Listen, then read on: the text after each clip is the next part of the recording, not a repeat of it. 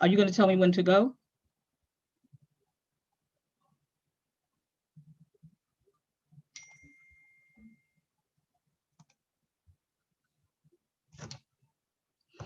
Good morning and welcome to the Office of Public Advocate Jumaane D. Williams announcement of the worst landlords watch list for 2020. My name is Dulcinea Glover and I am the Deputy Public Advocate for Housing Equity. Just a brief review of our agenda. We will hear opening remarks from the Public Advocate, and then we will hear from two NYCHA tenants who will be talking about the issues that they're having in their buildings. After that, we will hear from Borough President Gail Brewer. And then after that, we will hear from two private landlord tenants from the top 10 list. One who resides in a building owned by Abdul Khan, and another in a building that lives in a building owned by number 10 on the worst landlords watch list. Finally, we will hear from a resident who lives in a building belonging to Jason Korn from Brooklyn. And Jason Korn, as you may be aware, is the #1 worst landlord in the city again. And then we will have a brief Q&A with the Public Advocate and the tenants remaining, and then we will close out.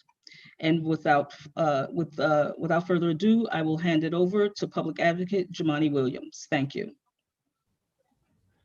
Thank you so much, Dulcinea. Just want to make sure everyone can hear me. Yes? Awesome. Thank you so much. Peace and blessings to everyone. Love and light. I know normally we have this press conference outside, and in recent years we've actually toured different neighborhoods and buildings and tenants, unfortunately, who are on this list. But obviously we're not able to do that today because of COVID, but we wanted to make sure we didn't give it short shrift, and we gave it the attention it deserved. So just glad that everybody has joined us today. I want to say thank you to my entire team, especially John Catt, Dulcinea Glover, William Gerlich, and all of their teams who have helped bring this together. John Catt in particular, who does this amazing job with this worst landlords watch list. And so, you know, the watch list spotlights the top 10 most egregious negligent landlords in New York City, and is determined by widespread and repeated violations. And sometimes, you know, you hear some of the excuses that are made, but really we use a vast amount of data. And this is not people who have 1 or 2 or even just 10 open violations. These are people who have thousands often violations on databases across the city. I've been a tenant organizer. I've been the housing chair and the public advocate now. And I'm proud that my office works to amplify the voices of tenants suffering under landlords in this city. As I mentioned, I think I said top, but it's the top 100 most egregious negligent landlords. It focuses on the top 100. We often talk about the top 10 when we move forward. And last year, it seems like you know, a lot has changed, a lot has gone on, but sadly, even among the pandemic, some things have stayed consistent. Some of that are some of the names that have been on our worst landlord list for many years. We've seen crisis magnified during the pandemic, and what's going on in our worst buildings, unfortunately, is also magnified. And so we're at a moment when New Yorkers are confined to their homes, they're facing a deadly pandemic and economic loss. The worst landlords in New York City seem to continue to take advantage of New Yorkers' need. And also I want to mention what we saw is a significant drop in actual complaints to HPD, but we still use the data to show, even with that significant drop, the worst of the worst are still doing what they do, which is not making the repairs that are needed. And there are 3 major points that we want to point out from the list this year. The first is the worst landlords are operating in some of the worst hit neighborhoods in our city. They tend to be Black and brown, communities of more color. They tend to be lower income. And what we found is this, you can see on the website, landlordwatchlist.com, when we overlaid the communities that were hit the hardest by COVID, those are the same communities that have some of the worst landlords and folks who are living in some of the worst conditions. It's so rough. It's sad that these communities are hit time and time again, whether it is COVID, whether it is housing, whether it's economic distress, whether it is food insecurity, whether it is schools that are not getting the resources they need, whether it is an increase of gun violence that's probably linked to all of those things. These communities are not getting what they need. We want to make sure we get that link. We link those things together. Amid the pandemic, tenants have been apprehensive about facing retaliation or reporting or concerned about exposing themselves to additional people, which might be some of the reasons that we saw reports drop significantly over the last year. And so we're only looking at the worst of the worst right now. We found that the high concentration of watch lists, as I mentioned, is in disproportionately in these neighborhoods. The second is Jason Kahn. No one exemplifies the worst of the worst than the number one worst individual landlord in the city, private landlord, for the second year in a row, Jason Korn. He's amassed an average, on average, of 1,822 violations across 10 buildings. This is 1,822 violations across 10 billion buildings on the list in 2020. And the coronavirus continues to devastate the city. Cases are rising. Right now, it's been reported, so this is known, Jason Korn is currently threatening to evict a group of Crown Heights tenants who've organized a rent strike. They've organized this rent strike because they haven't gotten repairs. Those tenants are citing widespread neglect and deplorable conditions.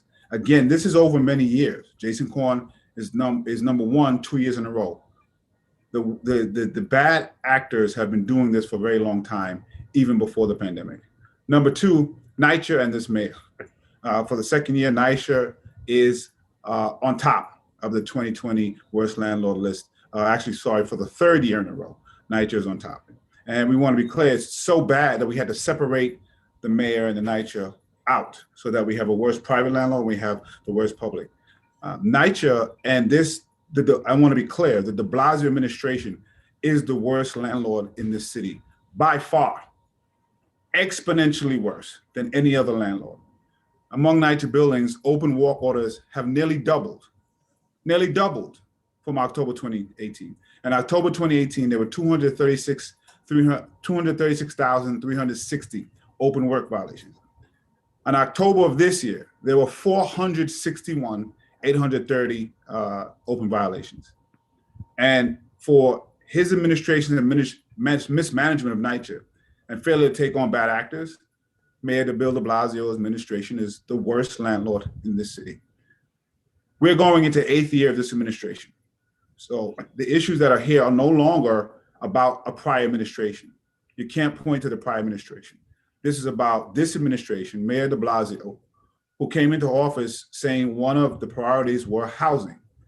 And we now see abject failure when it comes to housing generally and NYCHA specifically. And it's time for the administration to take ownership of those failings because the tenants are suffering. Whether it is NYCHA, where we've gotten a new chair, a new federal monitor, promises a change, but we've seen only more work orders. We have seen the number of children who are potentially exposed to lead almost triple.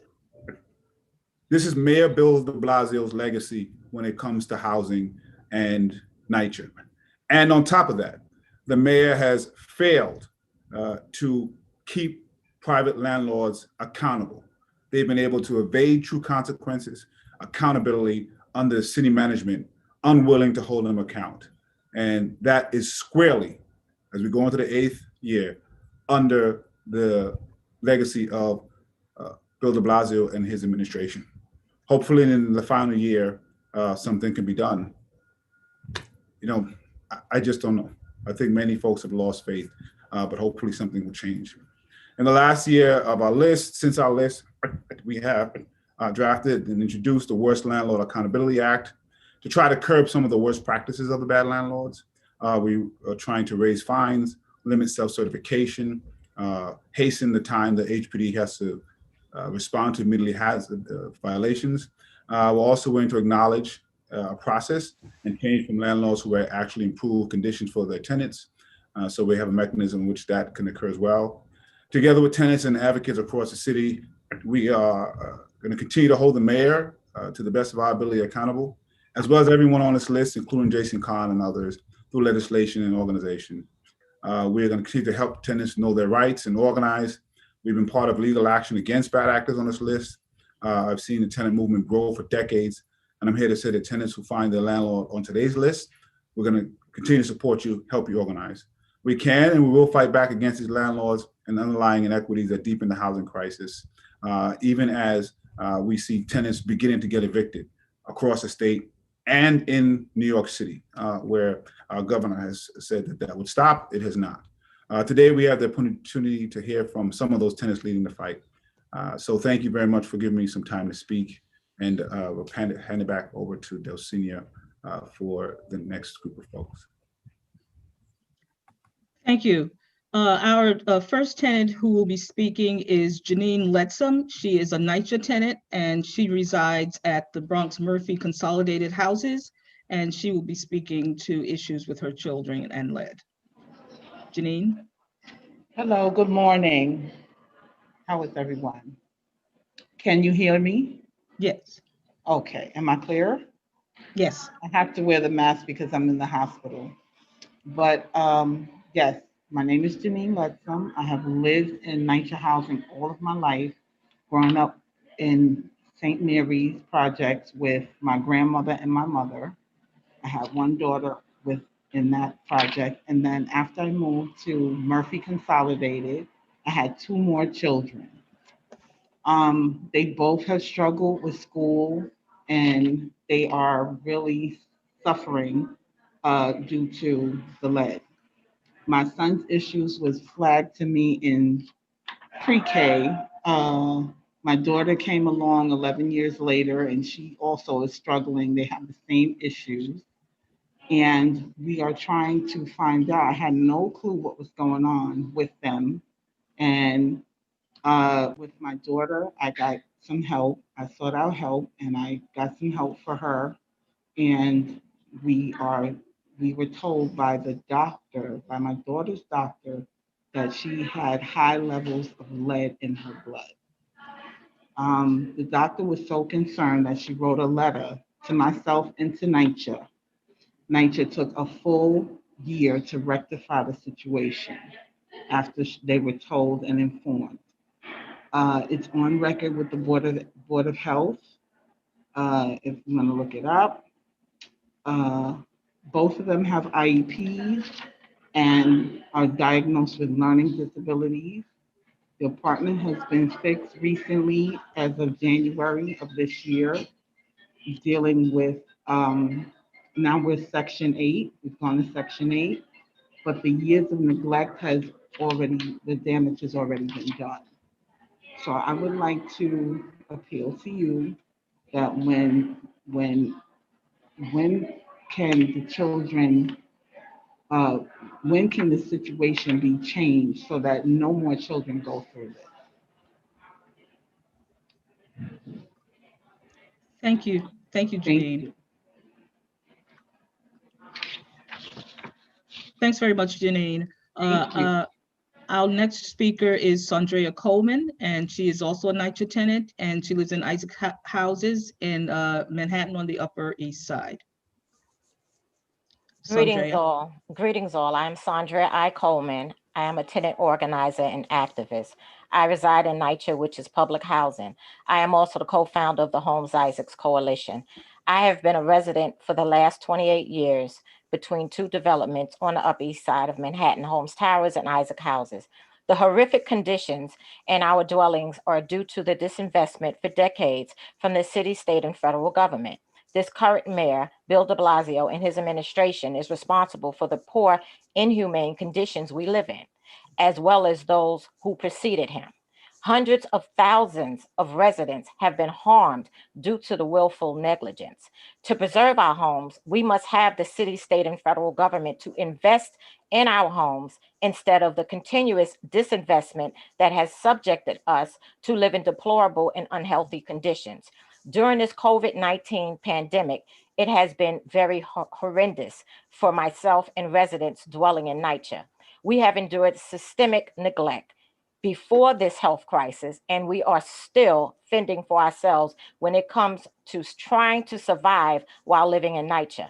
My apartment has excessive heat, leaks in my kitchen and bathroom that has been repaired and returned shortly afterwards due to the patchwork repairs done by the maintenance staff. Our elevators are out of service several times a week. Our grounds has a rat infestation and visible rat burrows. I personally do not have to wait too long for repairs, probably because I am a litigant in a lawsuit which residents from Isaac Houses and Holmes Towers filed against NYCHA on December 13th of 2019 due to the lack of repairs and hazardous conditions we are living in. The only way the stakeholders can gain relief is if the city, state, and federal government immediately allocate over $50 billion into NYCHA to preserve our homes. No other method, including privatization schemes, will not do. The conditions we live in are criminal, and any other landlord would be prosecuted to the fullest extent of the law. We are the new Flint. Cancel the blueprint, abolish qualified immunity. We the people, we the NYCHA stakeholders demand morality and governance. Thank you. Thanks very much, Sandra. Our next speaker is Manhattan Borough President, the Honorable Gail Brewer. You're muted, Gail. No, I'm okay. Thank you very much, Dulcinea and Public Advocate Williams. This is an honor. This is a tradition that I think started with the first public advocate, and to your credit, you have continued it beautifully, and I'm really appreciative because nobody else is doing this issue that as strongly as you are. I'd like to say a couple of things. First of all, one of the aspects that's great about your office, Public Advocate Williams, is you're always trying to find solutions, because if we have a list of problems, we got to find solutions. And I just want to say a couple of things that I'd like to add to this situation. First of all, I'm always told that we can't use eminent domain and it would be a takings issue and so on. But some of these owners who've been on this list for years and years, they really shouldn't have these buildings. So the question is, how can we work together so that these buildings are taken from them? I know it's not easy, but it does seem to me that one way or another, maybe through legislation or different policies, we should be doing that. Second, we've been working with the New York State courts on the data issue. It is certainly possible to be able to get, and we're close to getting it, we've met with the court several times, where there are evictions or listed as coming up. In other words, we can always get from the sheriff's office and so on when an eviction has taken place, but we would like to know where there have been papers filed, because then we can organize and we can go in with tenants and neighbors or other organizations and find a way to be able to participate in finding a way for people to keep their apartment. So that data is forthcoming, and I think it will make a big difference. There's a whole coalition with ANHD and others called the Data Coalition, and we've been focused on that.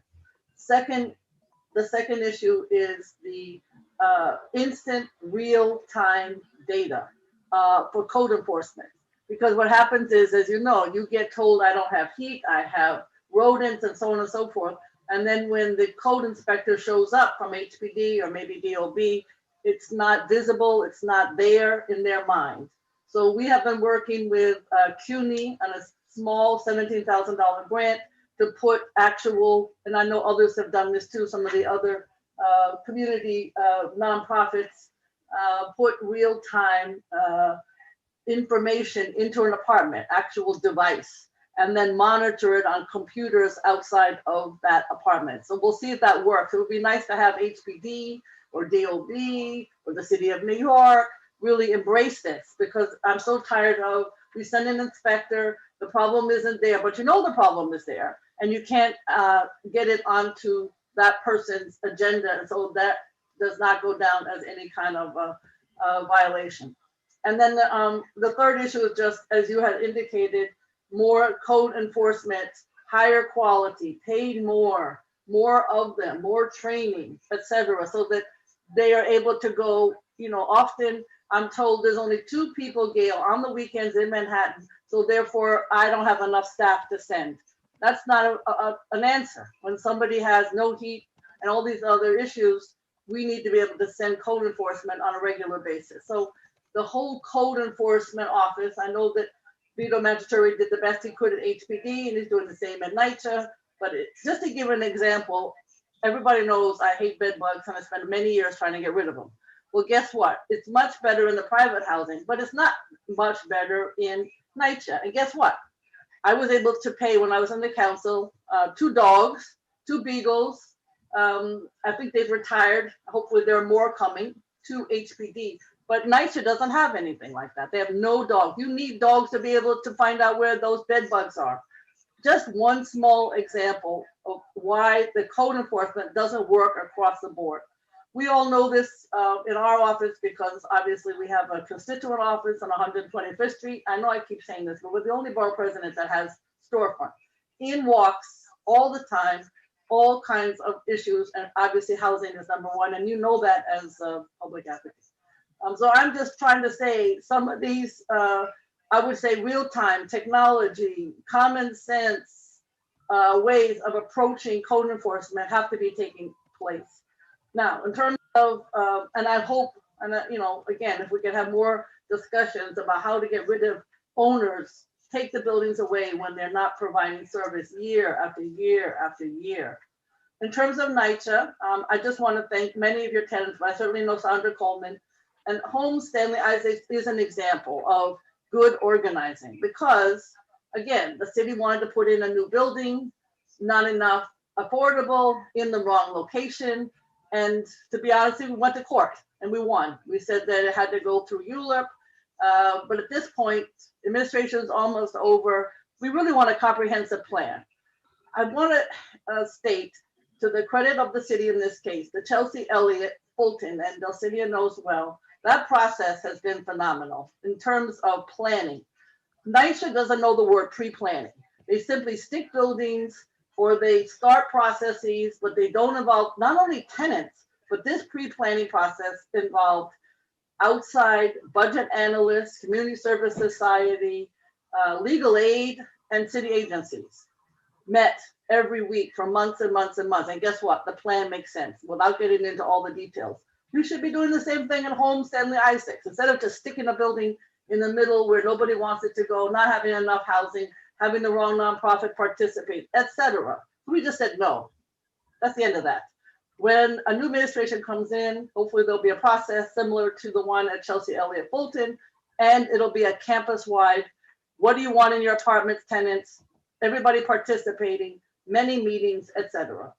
This is a way that you need to do planning, not, okay, here's a developer, he or she wants to build, he or she wants to do X, nobody involved, no process, no meetings, no discussion. So I just want to say congratulations, because it is true that the new bill in Albany that passed, that says rent stabilization, you're there to stay, without getting into all the details, helps. But now these owners find other kinds of loopholes that we're all trying to fight and learn as fast as they do so that we can stop them. But the worst of all, particularly for those of us who are home and those of us who can't go to work and those of us who are trying to do real-time education with our kids and so on, the repair issues is still a sticking point. Even though we supposedly have rent stabilization, supposedly with a new plan, I don't know if this blueprint is going to work. I have lots of concerns about RAD. We can go on and on about that with NYCHA. And we might get some money from Washington. Maybe this new plan that the chairman has works. But we still have this huge, huge repair challenge for the private owners. And unless we go up, we're not going to fix it. Thank you very much, Delcinia. Thank you very much, Gail Brewer. Our next speaker is a tenant from the Bronx, and she lives in a building owned by Abdul Khan, who is one of the landlords in the top 10 of the worst landlords watch list. Pamela? Good morning. Can you hear me? Yes, we can. Okay, good. My name is Pamela Jackson, and I have lived in my apartment for over 20 years. For all that time, I have been living with mice, rats, roaches, and bed bugs, which are all infested throughout the building. I have leaks whenever it rains or snow in 2 of my bedrooms. There's no heat or hot water, and all the windows are broken throughout my apartment. In the bedroom, the tiles are broken in throughout the entire apartment. During the pandemic, people were told to stay home, but my home has been unlivable due to this landlord not taking care of the tenants' needs in a proper manner. The conditions have been like this since Khan bought the building. They are senior citizens and immigrants who does not speak English, and Abdullah Khan bullies them, threatening them with eviction. He intimidates the tenants. Every time someone complains, he always talking about eviction. These conditions make us so depressed, living without any gas and couldn't cook for the Thanksgiving or the coming holidays. I have complained to the landlord, super, and HPD to no avail. I'm hoping that the mayor and city officials will hear our plea to get to the landlords to do the work that needs to be done, and especially turn on the gas in everyone's apartment.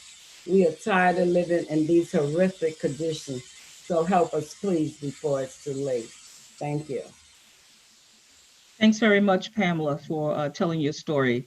Our next speaker is a tenant from Queens, and her name is Alyssa Bonillo. Alyssa? Good morning. My name is Elisa Bonilla Bushko, and this is my husband, Tony Bushko. We live in Ridgewood, Queens. We live in a small rent-stabilized building, and we have a preferential lease. Our building is owned by Alex Horn and Sam Couris.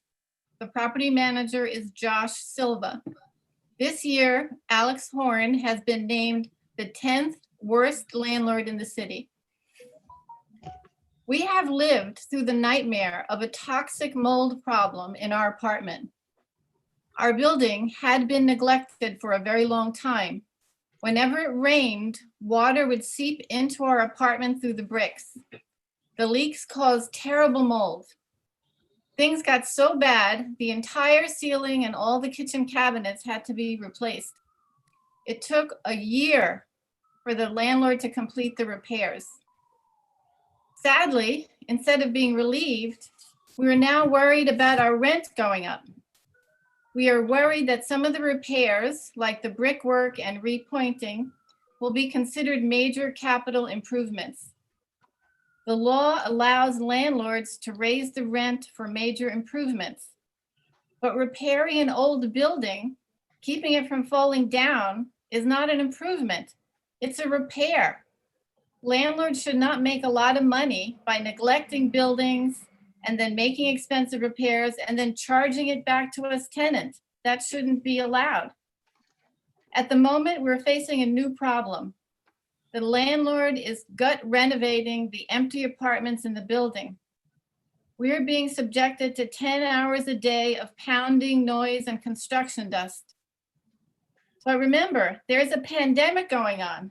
In our neighborhood, we can hear sirens from the ambulances all day long and all night. Because of our age and our health, we are sheltering in place. Except right now, our home does not feel like a shelter. It feels more like a war zone, and we have nowhere else to go. So we're asking the mayor to put a stop to all non-emergency construction in residential buildings during the pandemic. Regarding repairs, we think things should be done differently from how it is now. If landlords don't want to take care of their buildings, they don't deserve to have them. We think landlords who don't make repairs should be required to give up their buildings. We, the tenants, are tired of being pushed around. Thank you.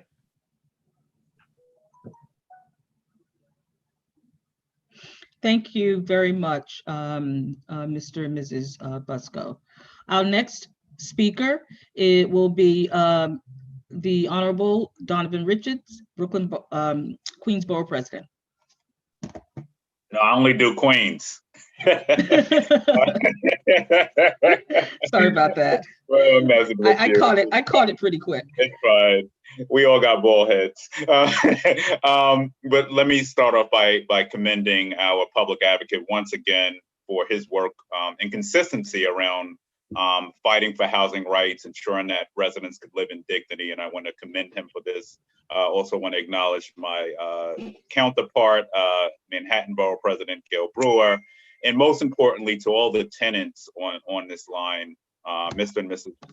Brusco. I think I said that correct, from Queens. I hear you loud and clear. I just want to say that, you know, we talk about landlords, and it sort of always puzzles me on how NYCHA, the city, won't even hold its own self accountable, but then wants to hold private landlords accountable. And there's so much hypocrisy in it, not saying it's right on either side. But if the city won't hold itself accountable, how does it hold private landlords accountable? If there was ever a time where we needed quality housing, it is now, and we've needed it before. As we all know, housing is a human right. And you look at this pandemic and sort of what it's done and how it's exacerbated these disparities, right? And it all goes back to the same common denominator: the lack of quality housing, lack of quality healthcare, lack of food access for many communities across the city.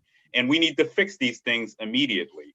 There is no amount of money that can fix a culture that has provided impunity to these landlords and have allowed them to get away with, you know, these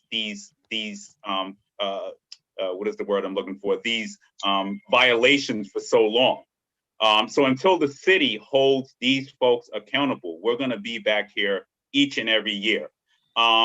Gail threw out some good proposals. You know, one of the things we should explore is taking these properties away, turning them over into community land trust. I mean, that's a solid way for us to make sure that we're holding on to our land, to our properties and our communities, and having more community input as we move forward. We also need to see the right to counsel expanded. I think NYCHA tenants were left out, but not every place across the city has the right to counsel. This program needs to be expanded to every single community board. When we talk about code enforcement, you know, I remember living in affordable housing in the Rockaways or Ocean Village, and there, you know, on a winter day being cold water, no hot water running in the morning. You know, the inconsistency of the city to really hold landlords accountable is why we're here today. So how do we fix this? Consistency, efficiency, accountability. Those are the three things that we need the city government, HPD, NYCHA to follow through on. We could throw all the money we want at NYCHA and at HPD, but if the culture doesn't change, we're going to continue to have residents living in horrible conditions. You know, I'll end with just thinking about, you know, children who are home doing remote learning, who are living in mold and with lead, and that is a crime. And you're totally correct. If this is anybody else, they would be held accountable. So we need to make sure we're holding these landlords accountable. If you're in Queens and you're on this watch list, we're going to work very closely with our public advocate to make sure that there's accountability there. So I want to thank you, public advocate. I know you have a long program, but just want to say that I'm here to work with you in unison on this. We look forward to the work ahead and holding anybody, especially in my borough, accountable for squalid conditions. So thank you for having me. I look forward to the work ahead. Thank you, Mr. Public Advocate. Thank you, Borough President Richards. And finally, we will, before we go to the Q&A session, we will hear from a resident from the #1 worst landlord, Rose Haleska, who is a Jason Korn tenant in Brooklyn. Rose. Hi, good morning. My name is Rose. I've been living at 1616 President Street, adjacent Con building for the past 15 years. I have 3 children. I've been living in a terrible, I can't even explain how I'm living in the building. My baby is 8 months old. I take her twice to the hospital for a mold. Paint from the front door painting, I have problem with it. Every time I call 311, They keep coming and telling me the landlord, as Jason Kahn, come into my house. He introduced himself as David. He come, he said, please, I will give you my personal number for you not to call 311 if you have any problem in the apartment. Me and my, since the pandemic start, me and my tenant in the building, we started a rent strike because of the repair and because half of my building, they all lose their job because of the pandemic. Half of my building have positive with COVID. Jason Kahn constantly calling us every Sunday for a payment plan. He keep calling us and as harass us, when can we make a payment? He even offer us, can he do an employment for us, just for us can get his money to give it to him. He called us one time, he offered us the package from the city, the application when you gotta fill out, see if you're eligible to get some rent payment. But the one he sent us, it's for 1 month's rent. When we try to fill out the application, we can get through, and we even tell him that. And August and the middle of July, Jason Kahn realized that we're doing a rent strike with him. At 2 o'clock in the morning, he turned the heat on us. For 2 days, he turned the heat on. When we called him in the morning, he said, oh, I was just trying to see if the heat worked. In August, you want to turn the heat on us to see if the heat worked? This is what he said to me. So you're not paying rent, what's the problem? You can't pay the light with it if I turn the heat on at 2 o'clock in the morning. I believe this is I believe this is harassment. I have 3 kids. My 8 months old baby go to the hospital twice for breathing. I work, I'm a nurse. I work hard. During the pandemic, I leave my children home. I went to work at the hospital. I gave my life to help people. I come home, I gotta go to a separate room because I can't touch my children. I can't talk because I work with the COVID patient. I never see so much dead people in my life since I know I've been born. I hold people's hands breathing, gonna take the last breath, can even see them family to say goodbye. I open my heart to go out there to help. Why is the mayor can't do the same thing for us? Why is the mayor can see our pain? My building is affected. Jason can never send nothing to clean the building. We are tenant, we put together, we clean the building for all the kids in the building can come and play together. All I'm asking the mayor to do, cancel the rent, feel our pain, see how we're living, the mold, the leak. Her building door, front door is always breaking. We don't have no security entrance to our apartment. It's always breaking. Every time we called, leave a message, or somebody will come in to look to see it. But what I'm asking the mayor, the browser, you asked us to vote for you. We heard you. We open our eyes. We vote for you. If you're not doing it for us, doing it for our kids. Our kids cannot live like that. Our kids cannot live in an apartment full up with mold and leaking, no heat. My window is break. The whole building window is breaking, not closed properly. We have to buy an extra heater to warm our apartment. I make a choice to go out there to help with the COVID. This is what I signed. I'm a nurse. This is my job. This is my place. I know that. That's why I step up and leave my kids home and I go to work, because this is what I signed for. If you sign to be our landlord, we're living on your building, you're supposed to make us live as comfortable. I come home, I can't get no heat to sleep with my children. I have to turn the heat. I don't know if the heat gonna turn a fire.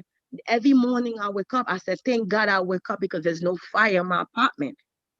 Thank you, Rose. Thank you very much for your statement. We really appreciate it. Okay, so now, William, you're gonna take it from here with questions from the media for the public advocate or the tenants?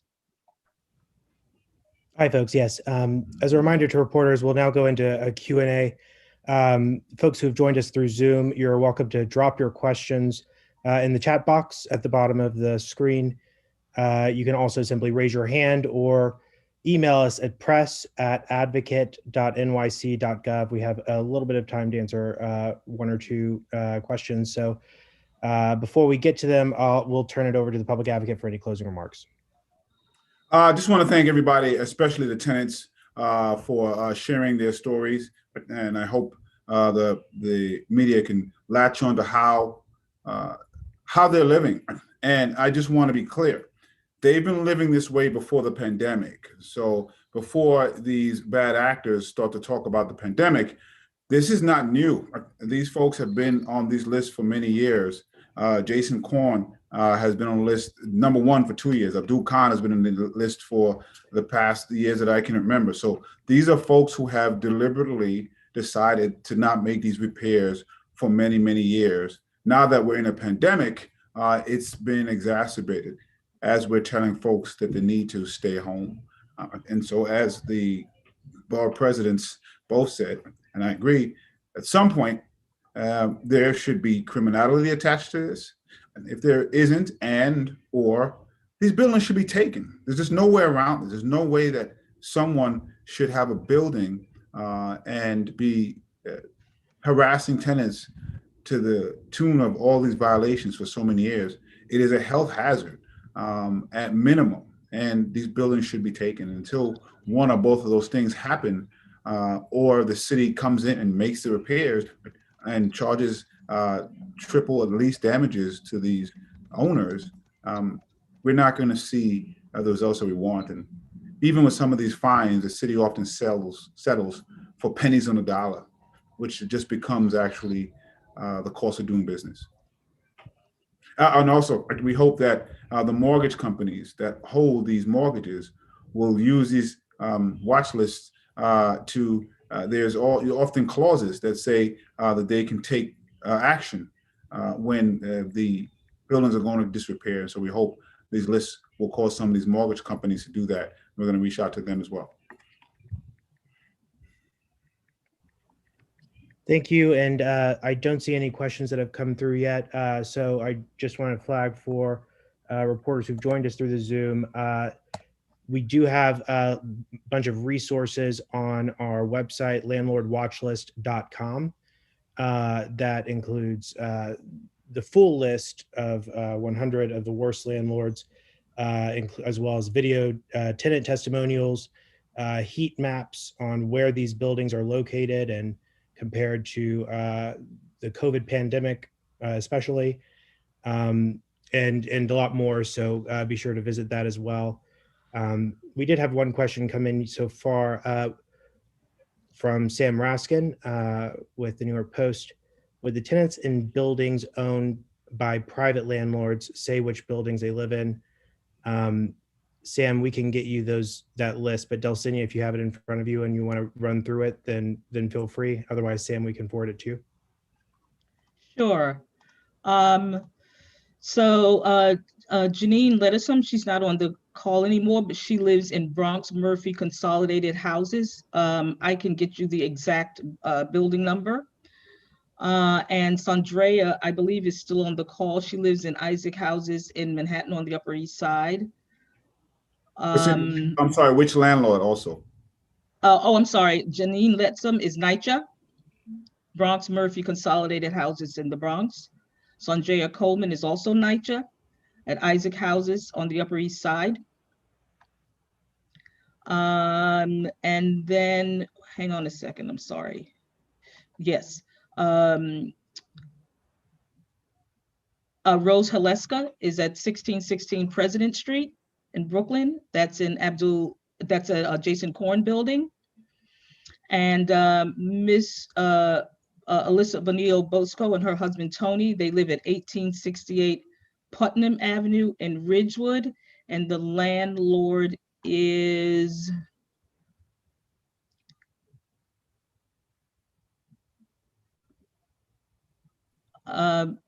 Alex Horn. Alex Korn.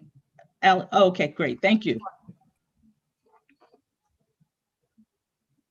And we can get the rest to Sam right after the press conference.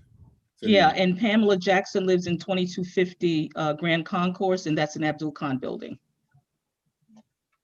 And those were all of the tenants. Okay. Thank you. With that, I don't see any further questions. So reporters who do have any follow-ups, feel free to shoot us an email at press@advocate.nyc.gov. That's press@advocate.nyc.gov, and we can get back to you today to answer any follow-ups. So with that, I think we are able to wrap. So thank you all for joining. Thank you. Thank you. Thank you. Thank you to all of the tenants. Thank you. Bye. All right.